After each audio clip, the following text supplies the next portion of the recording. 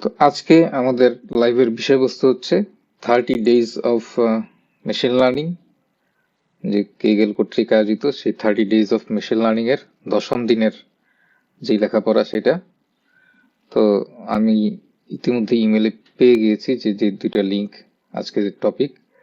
তো আমরা বরাবরের মতোই প্রথমে একটা টপিক পড়বো, পরে সেটার উপর এক্সারসাইজ করব, তারপরে দ্বিতীয় টপিকটা পড়বো এবং তার উপর এক্সারসাইজ করব। এবং লাইভে করার উদ্দেশ্য হচ্ছে যাতে কেউ যদি লাইভে দেখে এই কাজটা নিজে নিজে করার ব্যাপারে উৎসাহিত হয়, তাহলে ভালোই হয়। মেশিন লার্নিং শেখা হলো একটু। তো আজকে আমি আর কথা না বাড়িয়ে এখনই কাজ শুরু করে দিব। আশা করছি যারা সরাসরি লাইভে দেখছে তারা আমার কথা ঠিকভাবে শুনতে পাচ্ছে। তো আমি প্রথমে লিঙ্কটা শেয়ার করি যে প্রথম বিষয়টা কি। প্রথমটা হচ্ছে under fitting and over fitting.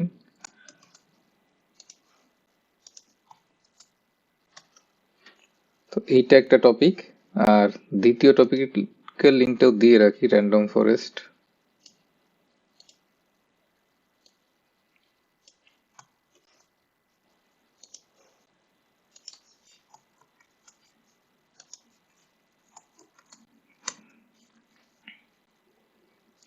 তাহলে আমি লিঙ্কগুলো দিয়ে দিলাম। এখন দেখা যাক তাহলে আন্ডার ফিটিং এবং ওভার ফিটিং কি। কপি এন্ড এডিটে চলে যাই।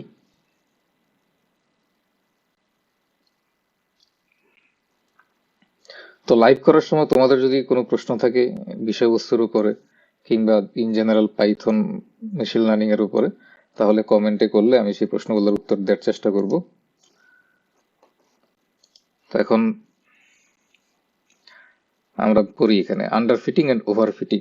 তো এই টপিকটা হচ্ছে কি, at the end of this step you will understand the concepts of underfitting and overfitting. You will be able to apply these ideas to make your models more accurate. তো এই দুইটা আইডিয়াটা জানা দরকার আমরা যদি মেশিন লার্নিং এর মডেলগুলা ঠিকঠাক বানাতে চাই। তো experimenting with different models.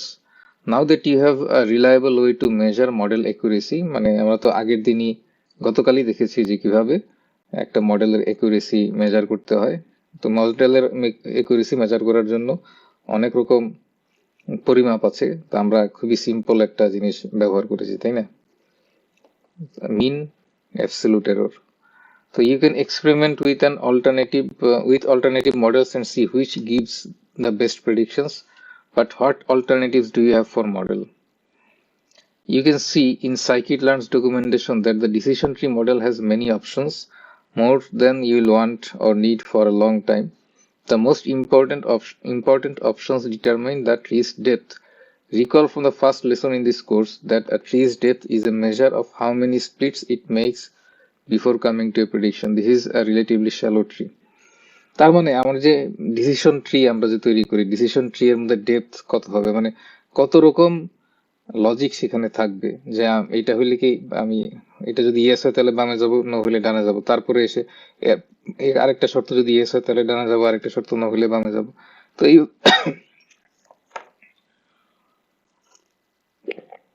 এইভাবে একটার পর একটা শর্ত থাকবে এবং যত রকম শর্ত থাকতে হবে ট্রি এর ডেপথটা তত বেশি হবে। তো এই ট্রি এর ডেপথ কিন্তু আমরা চাইলে কন্ট্রোল করতে পারি, কারণ ট্রি এর ডেপথ আবার খুব বেশি হলে যেটা হবে আমাদের কম্পিউটেশন টাইমও বেশি লেগে যাবে। তো যাই হোক, এখন দেখি যে this is A relatively shallow tree, যে আমরা এখানে যে একটা দেখতে পাচ্ছি ট্রি, এটা অপেক্ষাকৃত খুব শ্যালো একটা ট্রি আর কি, বা আমরা বলতে পারি এটা সরু একটা ট্রি। ইন প্র্যাকটিস, তো এই ট্রিটা আমি আর ব্যাখ্যা করলাম না, কারণ আগের দিন কিন্তু আমরা এই ট্রিটা দেখেছি এবং সেটা নিয়ে অনেক কথা বলেছি। In practice it's not uncommon for a tree to have 10 splits between the top level and the leaf.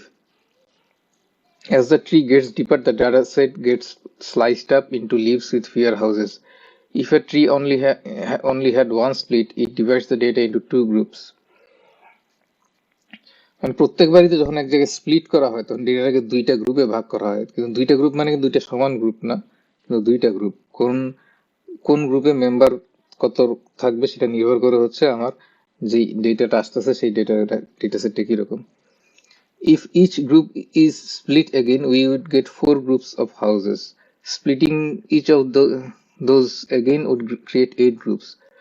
সুতরাং আমরা যদি শুধু একটা স্প্লিট থাকে ট্রিতে, তাহলে আমরা পাবো হচ্ছে মাত্র দুইটা, মানে হয় এইদিকে নয় এদিকে। পরে এইখানে যদি আবার দুইটা থাকে তাহলে আমরা পাবো হচ্ছে চারটা। তো এরকম আবার রেগুলার স্প্লিট করলে হচ্ছে আটটা। So if we keep doubling the number of groups by adding more splits at each level, we will have 2 to the power 10 groups of houses by the time we get to the 10th level. That's 1024 leaves. মানে প্রত্যেকটা লেভেলে যদি তার আগের লেভেলের চেয়ে দ্বিগুণ সংখ্যক নোট থাকে তাহলে তো একদম ট্রি এর যে লিভ সেগুলো হবে কত, 1024টা। ঠিক আছে, এটা হচ্ছে 2 to the power 10। এখন আসো যে এই when we divide the houses amongst many leaves, we also have fewer houses in each leaf. Leaves will leaves with very few houses will make predictions that are quite close to those homes' actual values, but they may make very unreliable predictions for new data. তো এটা বললাম, আমরা যদি অনেকগুলো split করি এবং তাহলে আমার যদি যেমন 10টা লেভেল থাকলে তো 1024টা। তো একটু আগে আমি বলছিলাম যে কম্পিউটেশন টাইম বেশি লাগবে, তাহলে আমি আসলে যেটা বলছি সেটা খুব বেশি গুরুত্বপূর্ণ কথা না। আমি আসল গুরুত্বপূর্ণ কথা এখন আমরা দেখতে পাচ্ছি যে তাহলে যদি এত বেশি ধরনের ইয়ে থাকে তাহলে প্রত্যেকটাতে দেখা যাচ্ছে খুব ক্লোজ চলে আসতেছে। আবার পরে leaves with very few houses will make predictions that are quite close to those homes actual values, but they may make very unreliable predictions for new data.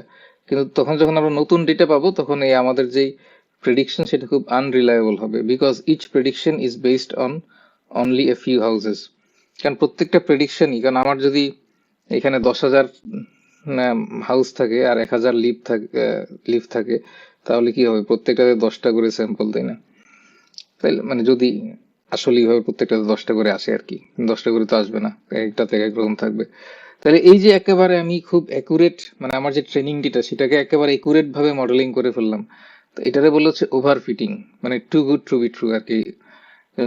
This is a phenomena called over fitting, where a model matches the training data almost perfectly, মানে training যেই data দিয়ে train করছে এটাকে একেবারে perfectly match করলাম। তো অনেক সময় তোমরা এই কোর্সে দেখো নাই, কিন্তু যারা একটু জানো যে অনেক সময় আমরা একটা ফাংশন তৈরি করতে পারি যে ফাংশনের মাধ্যমে ডেটাটা ফিট করার চেষ্টা করি। তো ফাংশনটা এমন ভাবে তৈরি হলো যে একেবারে ঘুরে বেঁচে সব ডেটা একেবারে ফিট হইলো, মানে এরর রেট খুবই কম। কিন্তু বাস্তবে দেখা যায় ওই ফাংশন যখন আমি নতুন ডেটার সঙ্গে অ্যাপ্লাই করি তখন সেটা খুব বেশি কাজ করে না আর কি। তাহলে এটা হচ্ছে overfitting but does poorly in validation and other new data. মানে এই ওভারফিটিং করলে যেটা হবে যে মডেল ম্যাচ করবে ট্রেনিং ডেটার সাথে খুবই ভালোভাবে, কিন্তু আমরা যে ভ্যালিডেশন ডেটা বা টেস্টিং ডেটা কিংবা যখন নতুন ডেটা নিয়ে এসে প্রেডিকশন করতে যাবে তখন এটা খুবই পুয়ার পারফর্ম করবে। On the flip side, if we make our tree very shallow, it doesn't divide up to the houses into very distinct group. আবার আমরা যদি বলি আচ্ছা তাহলে ঠিক আছে আমরা এত লেভেলে যাবো না, এত ডিপ ট্রি বানাবো না, আমরা খুবই অল্প ডিপ ট্রি বানাবো, যে শ্যালো ট্রি, যে 2টা বা 4টা নোড, তাহলেও কিন্তু আরেকটা সমস্যা আছে, তাহলে সে খুব বেশি আলাদা আলাদা ভাবে ইয়ে করতে পারবে না, সে খুবই জেনেরিক প্রেডিকশন দিবে আর কি। At an extreme, if a tree divides houses into only 2 to 4, each group still has a wide variety of houses.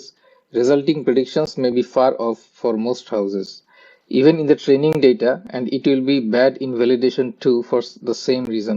মানে এটা তো ট্রেনিং ডেটাতেও খারাপ পারফর্ম করবে, আবার এই ভ্যালিডেশন ডেটাতেও খারাপ পারফর্ম করবে, কারণ দেখা যাবে সে হয়তো টোটাল হাউসগুলোকে 4টে ক্যাটাগরিতে ভাগ করছে, কিন্তু আসলে তো প্র্যাকটিক্যালি হাউসগুলো হয়তো 10টা বা 20টা ক্যাটাগরিতে ভাগ করতে পারলে আরো ভালো হতো আর কি।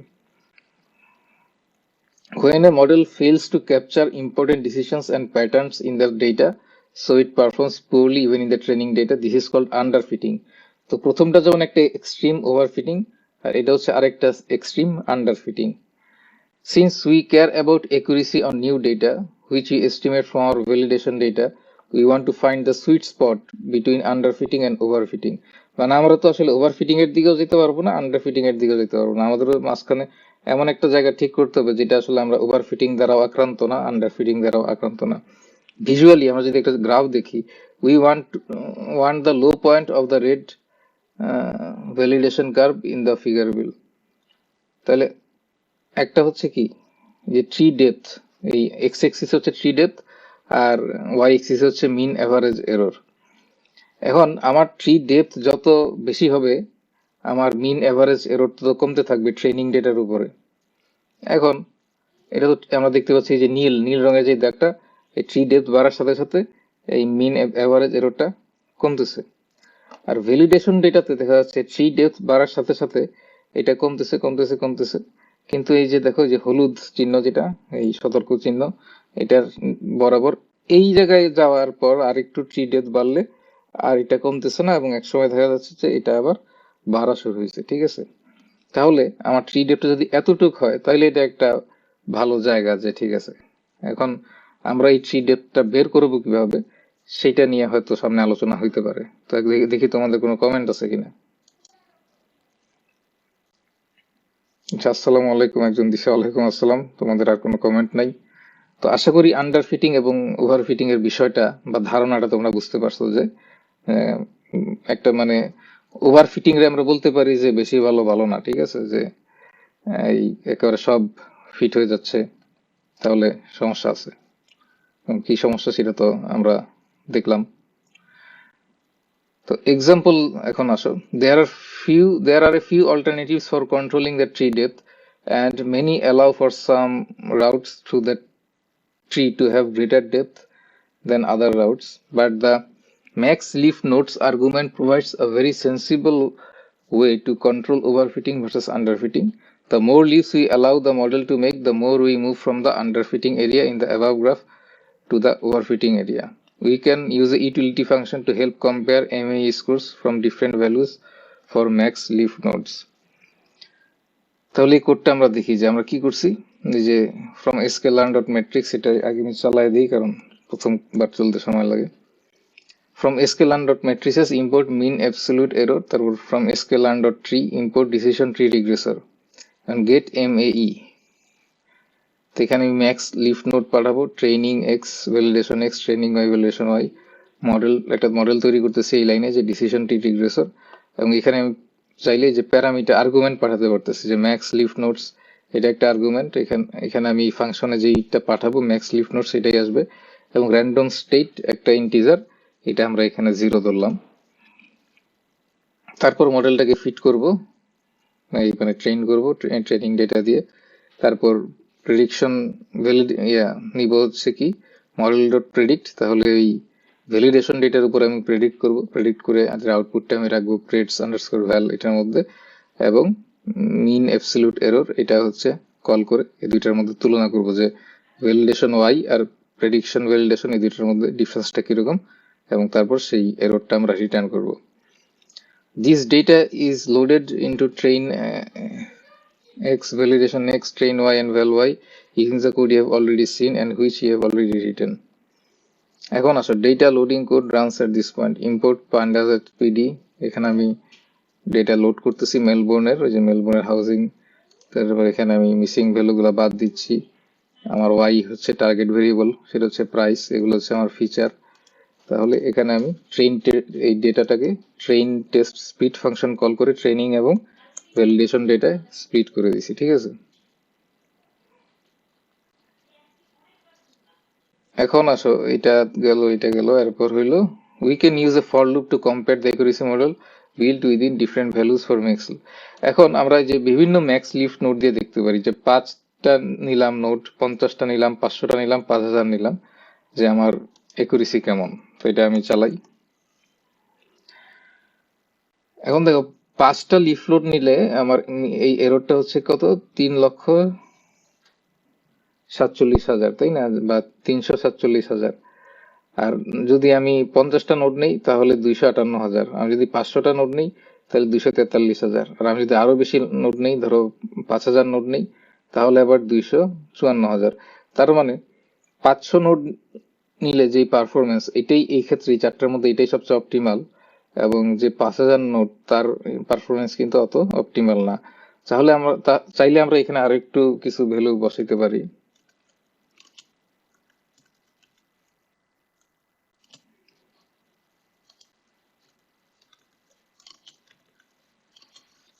নিজের আর একটু গবেষণা করার জন্য।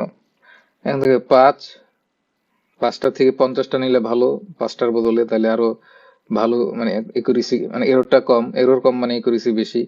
তারপরে আমি যদি 200 নোড নেই তাহলে একুরেসি আরো কম, মানে এরর আরো কমলো, মানে একুরেসি আরো বাড়লো। আমি যদি 300 নোড নেই তাহলে আরেকটু ভালো হইলো, 500 নিলে আরেকটু ভালো হইলো, 1000 নিলে কিন্তু আর 500-র চেয়ে ভালো হইলো না, এখন আরেকটু খারাপ হওয়া শুরু হইলো, 2000-এ আরো খারাপ রেজাল্ট, 5000-এ আরো খারাপ রেজাল্ট। এখন যদি এখানে আমি, আমার জানি মোট কয়টা ডেটা আছে,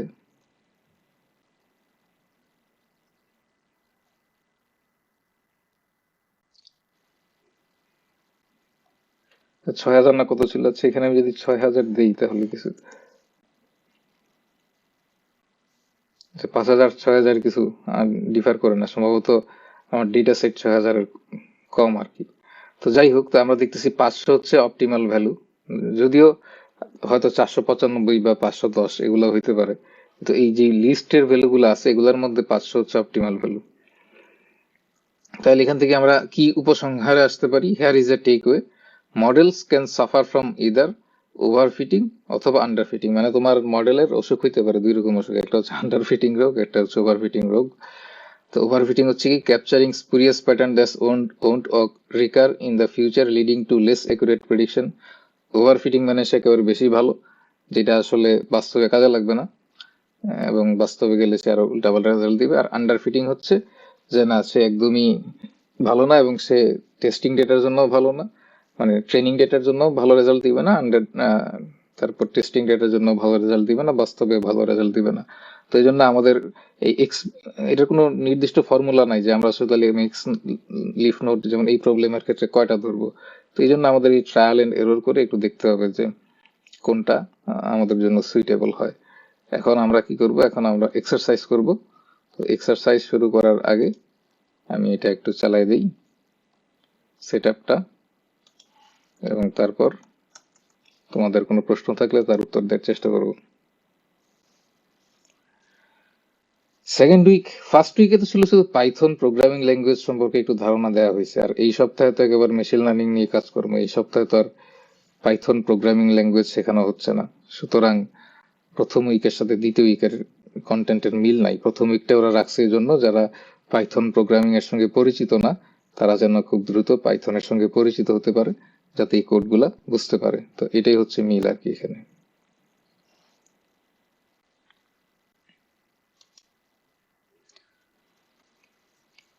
setup complete.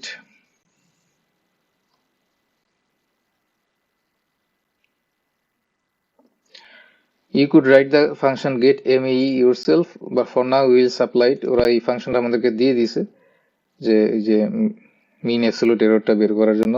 this is the same function you read about in the previous lesson, মানে একটু আগের লেসনে আমরা যে ফাংশনটা দেখেছি এইটা same function.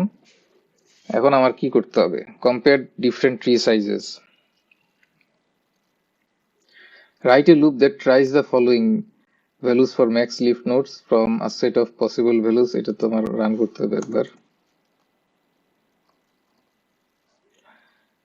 Call the getMe function on each value of max leaf nodes. Store the output in some way that allows you to select the value of max leaf nodes that gives the most accurate model on your data. তাহলে আমার কি করতে হবে, একটা loop, এই যে আমার হচ্ছে ক্যান্ডিডেট হচ্ছে কি 5, 25, 50, 100, 250, 500, এগুলোর মধ্যে আমি ট্রাই করব যে ম্যাক্স লিফ নোড কোনটা নিলে কিরকম হয়, এবং এগুলোর মধ্যে যেটা বেস্ট দিবে এই 1, 2, 3, 6টার মধ্যে, সেইখানে আমি এটা বের করব। তো ঠিক আছে, বেস্ট ট্রি সাইজ কত?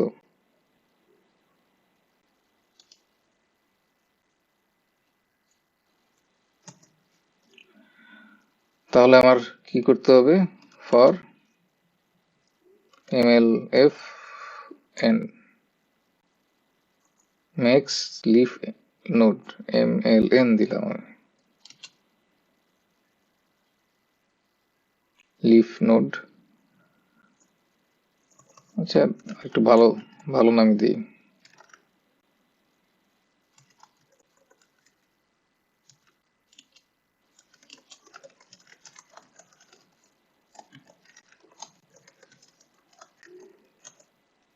আমি কি জানি করব, গেট এমএই।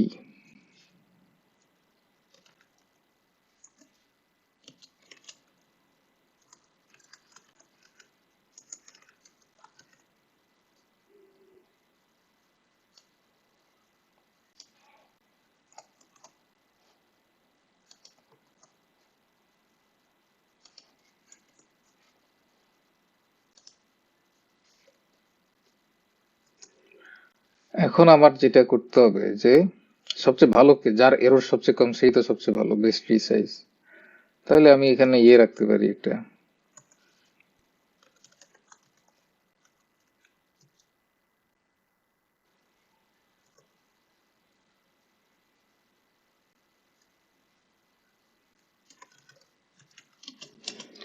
শুরুতে দিয়ে রাখলাম -1 -1 দিয়ে।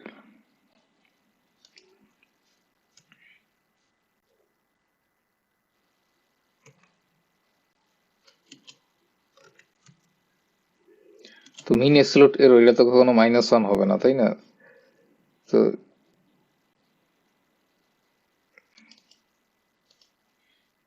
এটা যদি মিন MAE এটার চেয়ে ছোট হয়, এখন পর্যন্ত যেগুলো পাইছি,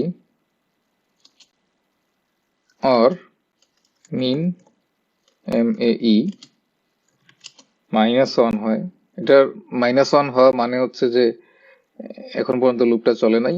আর এটা না হইলে যদি এটা হয় তাহলে আমি কি করব, তাহলে আমি বলবো মিন MAE হচ্ছে MAE আর নোডস হচ্ছে ম্যাক্স লিফ নোডস।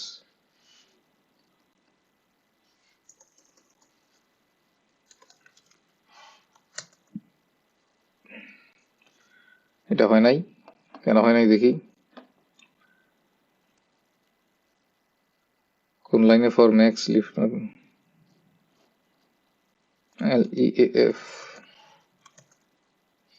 কারেক্ট। তো এখানে যেটা করলাম যে আমি এই যে প্রত্যেকবার লুপ চালানোর সময় এখন আমার যে এররটা এটা যদি অলরেডি মিনিমাম যেটা পাইছি সেটার চেয়ে কম হয়, তার মানে এটা হচ্ছে আমার নতুন মিনিমাম, এবং আমার মিনিমাম এরর যেটা সেটাই তো আমার রাখতে হবে, সেটা হচ্ছে আমার বেস্ট ট্রি সাইজ। ঠিক আছে, তাই তো বেস্ট ট্রি সাইজটা প্রিন্ট করলাম না, এটা একটু প্রিন্ট করে দেখি তো। 100। তো আমরা দেখতে পাচ্ছি যে এখানে যে অপশনগুলো আছে এগুলোর মধ্যে 100ই হচ্ছে আমার সবচেয়ে কারেক্ট।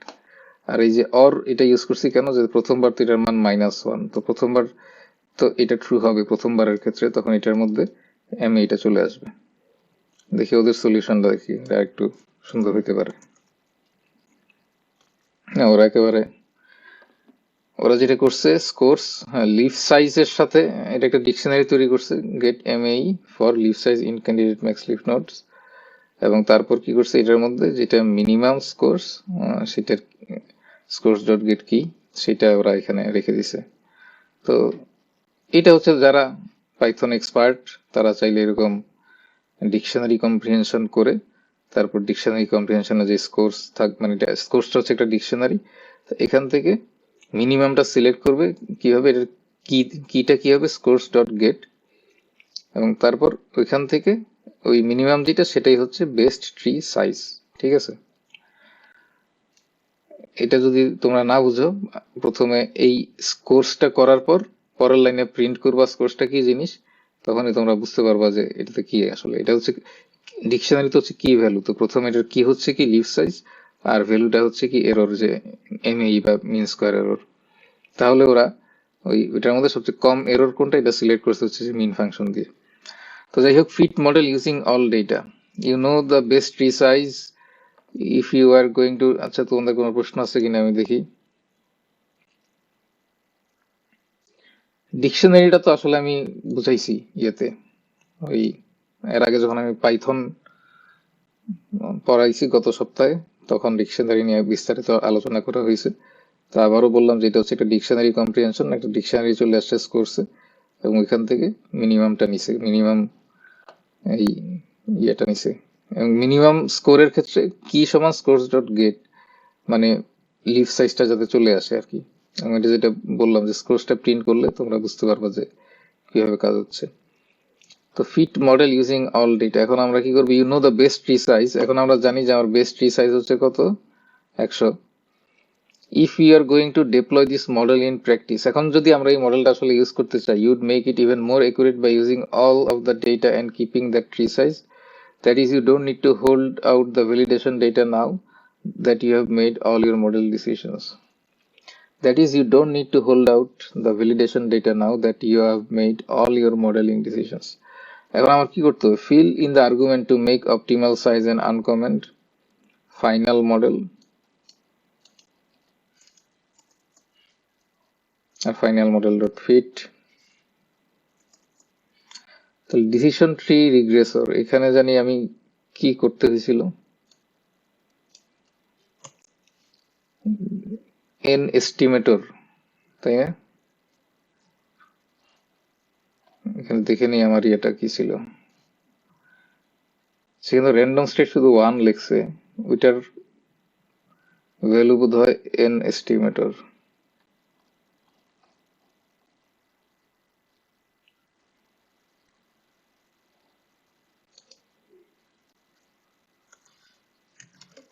দেখো ফাইনাল মডেল,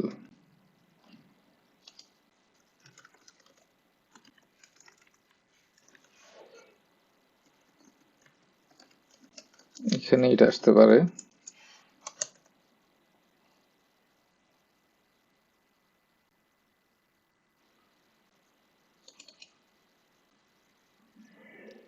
কিভাবে জানি প্যারামিটার সবগুলো দেখে এখানে।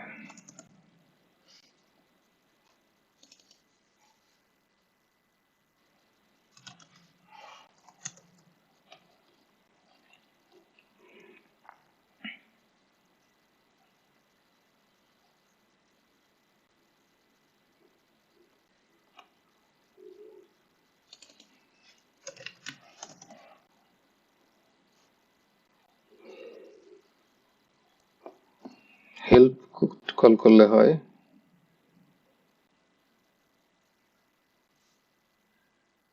স্পিডার বেস্ট ম্যাক্স ডেপথ দিতে পারি আমরা। Max features, none random state, max leaf notes, mean impurity decrease.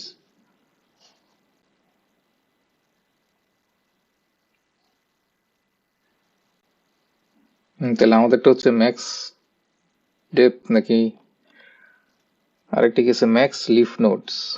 Max leaf নোটসটাই তো আমরা বলে দিতে পারি, max leaf notes, max underscore leaf underscore notes. আমরা তো ডেপথ বলি না, আমরা বলছি লিফ নোট কয়টা হবে, 100।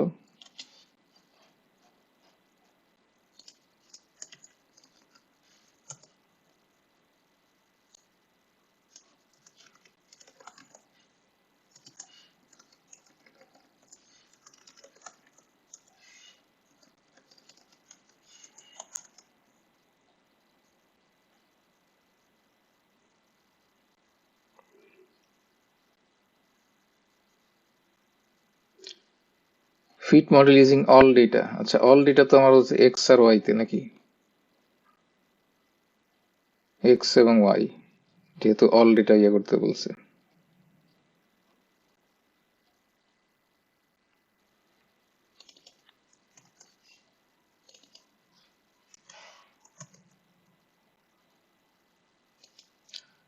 কারণ আমি যেহেতু জেনে গেছি যে আমার ম্যাক্স লিফ নোড হচ্ছে 100টা অপটিমাল এই ক্ষেত্রে, তাহলে আমরা যে ডিসিশন ট্রি রিগ্রেসরে max leaf nodes best tree size বা 100 সেটা, আর random state 1 fit model dot fit. তাহলে আমরা এই যে এটা বের করলাম যে আসলে যাতে আন্ডার ফিটিং বা ওভার ফিটিং না হয়, অপটিমালটা কিভাবে আমরা বের করতে পারি এই এই বিশেষ প্রবলেমের ক্ষেত্রে, যে ম্যাক্স লিফ নোটসটার মান এটা আমরা ট্রায়াল এন্ড এরর করে বের করছি একটা ফর লুপের সাহায্যে, এবং তারপর সেটা বসায় দিছি, তারপর আমরা মডেলটাকে ট্রেন করছি। তো এই অ্যালগোরিদমের মধ্যে এবং এই ডেটার মধ্যে এই মডেলটাই বেস্ট পারফর্ম করবে আর কি। মানে এই মডেলের, সরি, এই মডেলটা এই প্যারামিটারের জন্যই বেস্ট পারফর্ম করবে। হয়তো এর চেয়ে আরো ভালো মডেল দিয়ে এই প্রবলেমটা সলভ করা যায়। তো আমরা আমাদের এই এক্সারসাইজটা করে ফেললাম।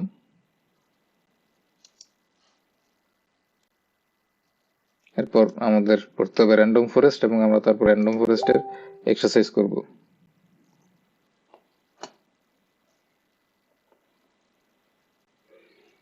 হ্যাঁ, যে লিঙ্কগুলো দিচ্ছি এগুলা তো কেগেলের লিঙ্ক।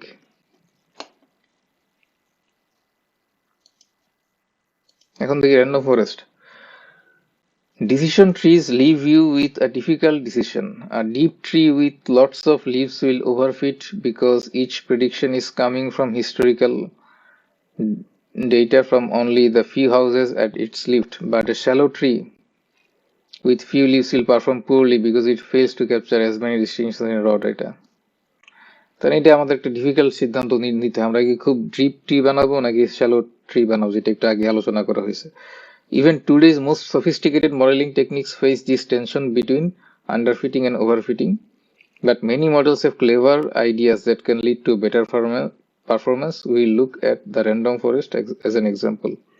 তোরা বলতেছে এই যে ওভারফিটিং এবং আন্ডারফিটিং এর যে সমস্যাটা, এটাতে অনেক মডেলই ভুগে, তো এবং তার জন্য কিছু কিছু ক্লেভার আইডিয়া আছে, এবং উদাহরণ হিসেবে আমরা র্যান্ডম ফরেস্ট দেখবো যে এটা কি জিনিস।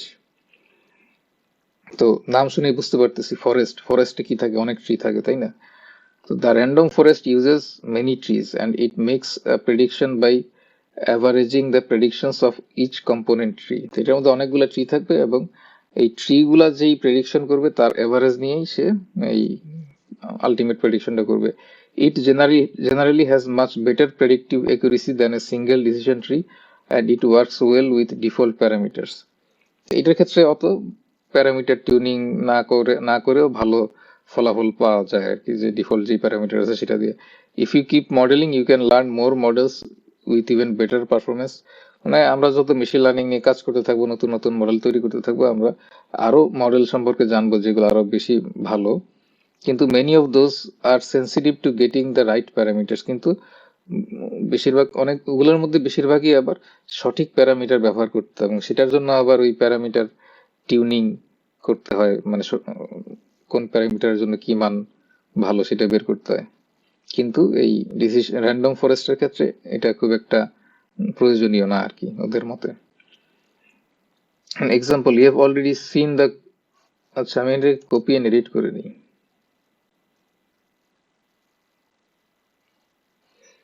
তোমাদের কোনো প্রশ্ন আছে কিনা?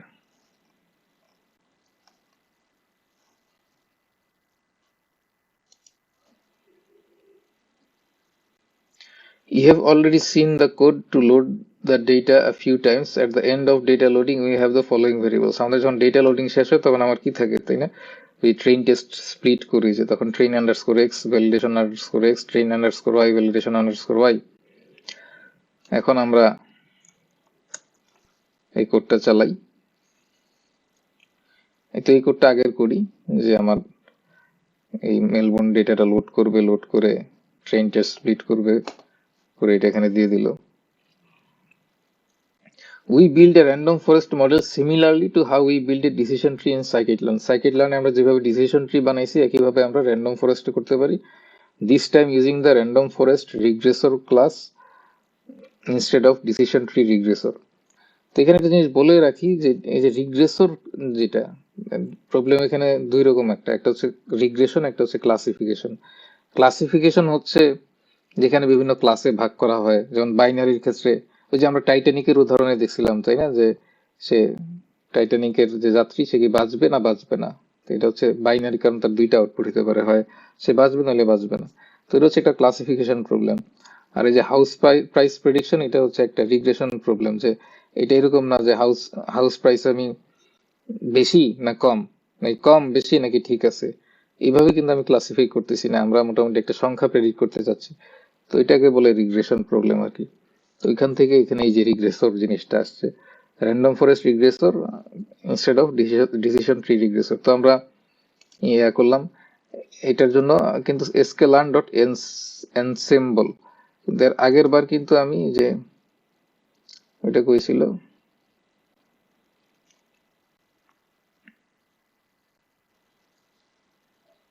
sklearn ডট ট্রি, এখান থেকে ছিল ডিসিশন ট্রি রিগ্রেসর, কিন্তু এখন কিন্তু sklearn ডট ensemble থেকে র্যান্ডম ফরেস্ট রিগ্রেসর। আর বাকি কাজ একই রকম, যে আমি ফরেস্ট মডেল তৈরি করলাম, random forest regressor random state 1, forest model dot fit train X train Y, Melbourne prediction forest model dot predict validation X, তারপর মিন অ্যাবসলিউট এররটা বের করলাম কত, 1,91,659। So there is likely room for further improvement, but this is a big improvement over the best decision tree error of এত। তো এর আগে আমরা যে দেখছিলাম যে ডিসিশন ট্রি এর এরর কোথায় জানি ছিল,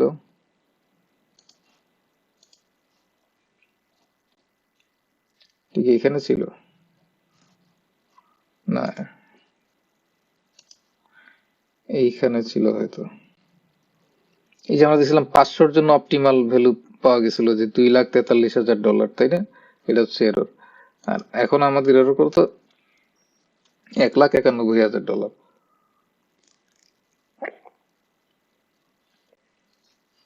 তো এটা বেশ ভালো একটা ইমপ্রুভমেন্ট। যদি এখানে আরো এটাকে ইমপ্রুভ করার সুযোগ আছে। There are parameters which allow you to change the performance of the random forest much as we change the maximum depth of a single decision tree. But one of the best features of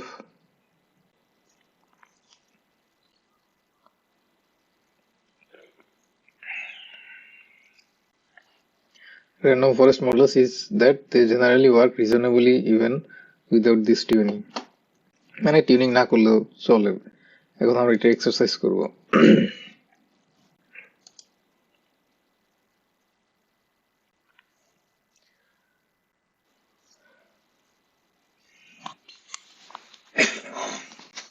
Mehedi Hasan প্রশ্ন করছে যে can winning or getting a ranked in Kaggle competition ensures job offer from FAANG companies. না, FAANG কোম্পানিতে তুমি যতই বাহাদুর হও না কেন ইন্টারভিউতে ভালো করতে হবে। ধরো তুমি কেগেলে ফার্স্ট হইলা কেগেলের কম্পিটিশনে, এবং তারপর তুমি ইন্টারভিউ, হয়তো তুমি ইন্টারভিউর জন্য ডাক পাবা অবশ্যই, কিন্তু ইন্টারভিউ দিতে যাবা, ওদের এক্সটেন্সিভ ইন্টারভিউ প্রসেস আছে, অনেকগুলা রাউন্ড, এবং সব রাউন্ডে তুমি যদি পাস করতে না পারো তাহলে ওরা তোমার নিবে না। আর ইন্টারভিউ, তবে অবশ্যই কম্পিটিশনে উইন করলে ইন্টারভিউতে ডাক পাওয়ার চান্স বাড়বে। তো এরকমই কিন্তু এসিএম আইসিপিসি ওয়ার্ল্ড ফাইনালে যাইতে পারলেই, বা এসিএম আইসিপিসি রিজিওনাল 1, 2, 3-এর মধ্যে থাকলেই যে তুমি বাইরের অনেকগুলো কোম্পানিতে জব পাবে এরকম না। তোমার হয়তো জবের ইন্টারভিউ তুমি দিতে পারবা, কিন্তু ইন্টারভিউতে গিয়ে না পারলে তখন তুমি বাদ, সেটা তুমি ওয়ার্ল্ড চ্যাম্পিয়ন হইলেও। তো তত অবশ্যই, কিন্তু এখন ইন্টারভিউতে ডাক পাওয়াটাও তো ইম্পর্টেন্ট। সুতরাং তুমি যদি সেই নিয়তে কে গেলে কন্টেস্ট করো তাইলেও খারাপ না বিষয়টা।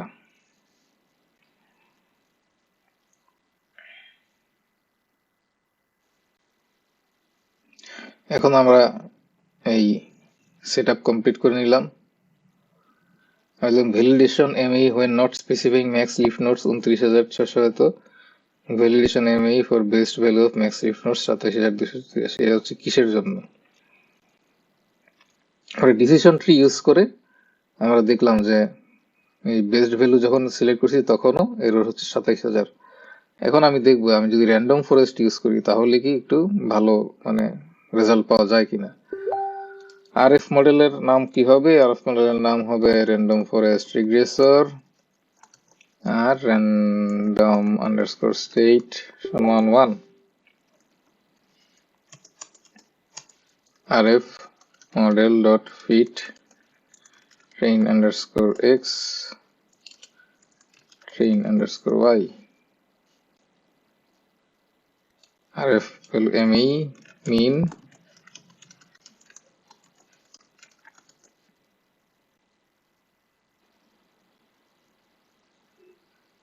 আমার তো প্রেডিকশন করতে হবে, প্রেডিকশন না করে আমি মিন অ্যাবসলিউট ভ্যালু কেমনে করবো? তাই এটা কি হবে? রিলেশন ওয়াই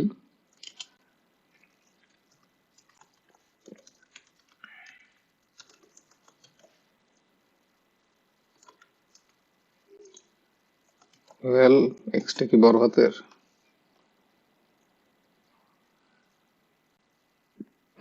এক্সটা বড় হাতের।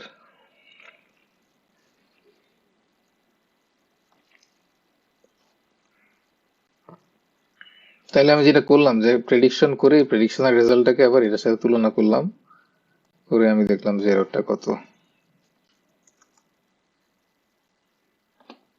কারেক্ট, আমার এরর হচ্ছে 21,857, আর এটার এরর ছিল 27,000। তাইলে আমি যে ডিসিশন ট্রিতে একেবারে অপটিমাল ম্যাক্স লিফ নোট খুঁজেও $27,000 আমার এরর ছিল হাউস প্রাইসের প্রেডিকশনে, আর র্যান্ডম ফরেস্ট ব্যবহার করলে আমার হাউস প্রাইস প্রেডিকশনের এরর আসছে 21,800, প্রায় 22,000-এর কাছাকাছি। তাই মনে হয় কাজ শেষ আমাদের মনে হচ্ছে। তাই যে র্যান্ডম ফরেস্ট বেশ ইন্টারেস্টিং এন্ড ইউজফুল জিনিস, যদিও এটা অনেক হয়তো পুরনো ধারণা, কিন্তু তারপরেও এই ধারণাটা দিয়ে অনেক কিছু করা যায়। এই আমি বর্তমানে যে অফিসে চাকরি করি, সেফটি কালচার, এখানে আমাদের কয়েকটা প্রজেক্টেই মেশিন লার্নিং ইউজ করা হয়। তো একটা প্রজেক্টে দেখলাম কোড বেজে ঢুকে যে ওরা এই র্যান্ডম ফরেস্ট ইউজ করছে। তার মানে বাণিজ্যিক বা কমার্শিয়াল প্রতিষ্ঠানগুলা বা প্রফেশনাল ডেটা সায়েন্টিস্টরা র্যান্ডম ফরেস্ট কিন্তু ইউজ করে, যদিও এটা বেশ সহজ, মানে তোমরাই তো ইউজ করতে পারবে, এখন শিখে গেলা, তাই না? তো আমরা আমাদের এই আজকের যে কাজ, এগুলো আমরা শেষ করে ফেললাম। আমার সঙ্গে যারা ছিল এতক্ষণ, তোমাদের সবাইকে ধন্যবাদ, এবং এদের মধ্যে আবার যারা সাথে সাথে করছো তাদেরকে অভিনন্দন। তোমরা একটা ইউজফুল, কারণ ডিসিশন ট্রি মডেলটা অত মানে বুঝার জন্য বা মেশিন লার্নিং সম্পর্কে ধারণা দেওয়ার জন্য ভালো, কিন্তু বুঝার মানে বাস্তবে ইউজ করার মতো না আর কি। কিন্তু র্যান্ডম ফরেস্টটা বাস্তবে মানুষজন ইউজ করে। আমি নিজেই তো বললাম যে দেখলাম আমাদের বর্তমান অফিসে ইউজ করে। তো আশা করি যে তোমরা এই লাইভ সেশন থেকে উপকৃত হয়েছ। এখন তোমাদের যেহেতু আজকে আর কোনো প্রশ্ন নাই, তাহলে আজকের মতো আমি আমার লাইভ এখানেই শেষ করছি। তুমি এই ভিডিওগুলো পাবা হচ্ছে ইউটিউবে, পরবর্তীতে আমার চ্যানেলে, মানে যেখানে তুমি ইউটিউবে আমার নাম দিয়ে সার্চ করলেই হবে, বা আমি এটা আমার ফেসবুক পেজেও শেয়ার দিই। এবং আগামীকালকে একই সময় বা কাছাকাছি সময় আমি আবার এই 11 নম্বর দিনের এক্সারসাইজ গুলা করবো। আর আমি কিন্তু মেশিন লার্নিং বিশেষজ্ঞ না, আমি মেশিন লার্নিং পারি না। তো এই কোর্স করে করে শিখতেছি, তো আমি শিক্ষাটা তোমাদের সঙ্গে শেয়ার করতেছি।